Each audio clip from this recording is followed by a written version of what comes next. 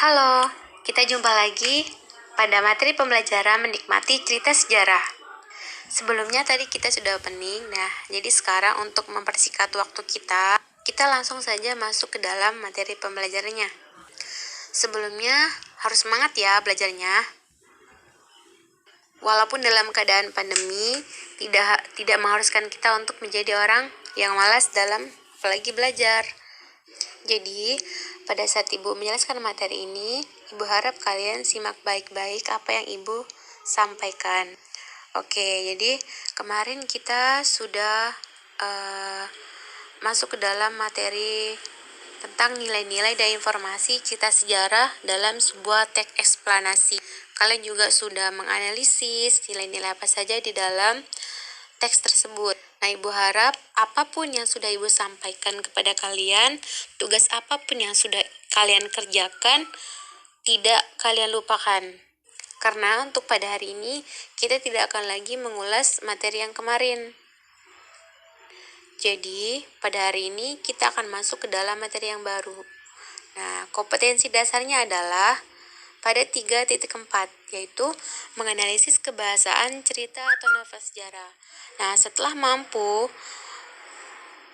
atau mempelajari materi ini, diharapkan kalian dapat menganalisis kebahasaan teks cerita ataupun novel sejarah.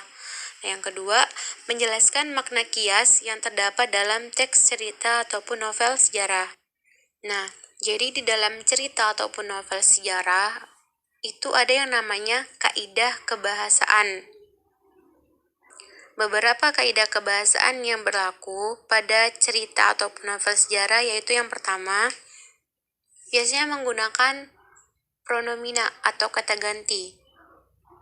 Pronomina atau kata ganti itu adalah kata yang digunakan untuk menggantikan benda dan menamai seseorang atau sesuatu secara tidak langsung. Contohnya, kata ganti orang pertama tunggal, misalnya saya, aku, beta, saya.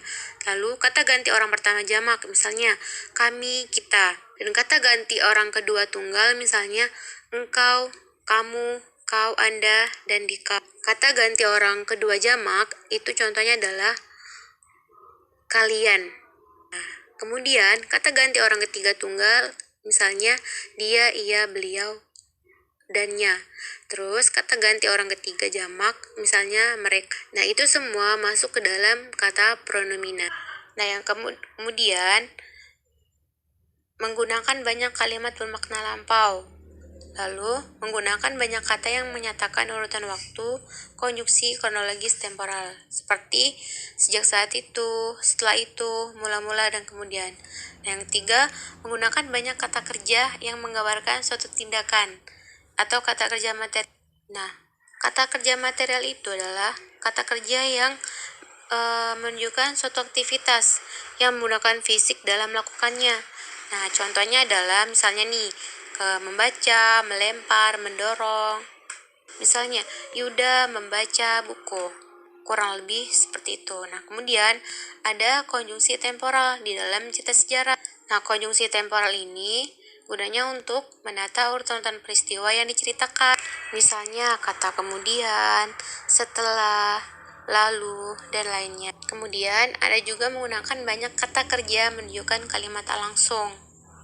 Misalnya, menyatakan bahwa, menceritakan tentang, menurut, mengungkapkan, menanyakan, menyatakan, dan menuturkan. Contohnya, kata menurut ya, dari kata menurut sang pati, Galeng telah periksa seluruh kamar Syah Bandar dan ia telah melihat banyak botol dan benda-benda yang ia tak tahu nama dan gunanya.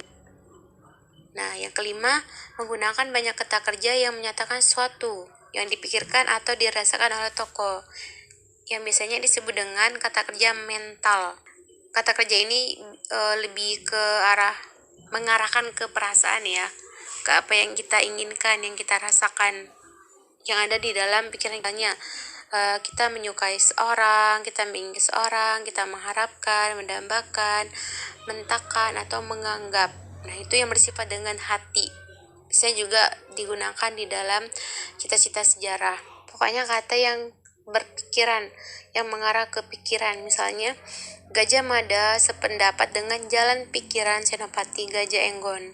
Jadi dia berharap atau menginginkan atau menganggap bahwa Senopati itu satu pemikiran dengan dia, dengan Gajah Mada tersebut. Kemudian menggunakan banyak dialog. Tentunya kalian sudah tahu ya kalau dialog itu biasanya menggunakan tanda apa?